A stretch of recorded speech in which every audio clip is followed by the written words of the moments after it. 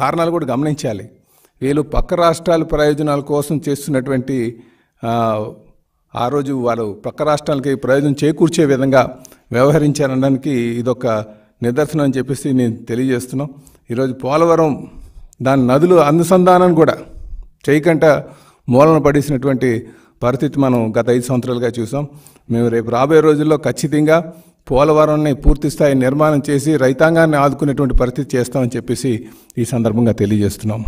ఇదే కాకుండా మరి 100 నియోజకవర్గాలకు ఒక కల్ప వృష్టిలాగా అమరావతిని తయారు చేయాలని ఒక ఆలోచనతో చంద్రబాబు నాయుడు గారు ఇక్కడ అమరావతి నిర్మాణం మీద దృష్టి సారించారు. కానీ వీళ్ళు అమరావతి మీద ఇష్టానుసారం గడిచిన 5 సంవత్సరాలుగా బురద జల్లి ఇది కేవలం ఏదో ఒక కులానికి సంబంధించినట్టుగా వీళ్ళు ప్రజల్లోకి తీసుకువెళ్ళి విశాఖపట్నాన్ని ఏదో రాజధాని చేస్తానని చెప్పేసి కళ్ళబోలు మాటలు చెప్పి ఆశల పలకలో వాళ్ళని కూర్చోబెట్టి మొత్తం విశాఖపట్నంలో దోపిడీలు చేసినటువంటి పరిస్థితి మీ అందరికీ తెలిసిందే.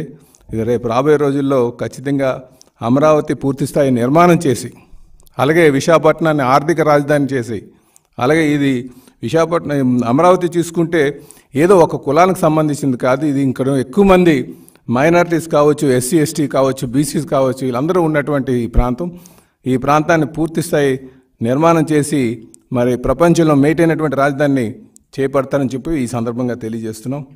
అలాగే ఈరోజు మీరు మంత్రివర్గ విస్తరణలో కూడా మీరు ప్రయారిటీస్ చూస్తే ఎక్కువ మంది బీసీస్కి ఇచ్చినటువంటి పరిస్థితి కూడా మీరు గమనించాలని చెప్పేసి ఈ సందర్భంగా తెలియజేస్తున్నాం. ఇవే కాదు, అలాగే అధికారంలో కూడా ఒక టాప్ లెవెల్ పోస్టులు కూడా బీసీలకు ఇచ్చారనే సంగతి కూడా ఈ సందర్భంగా మేము ప్రజలకు తెలియజేస్తున్నాం. అంటే ముఖ్యమంత్రి గారు అలాగే తెలుగుదేశం పార్టీ బీసీస్కి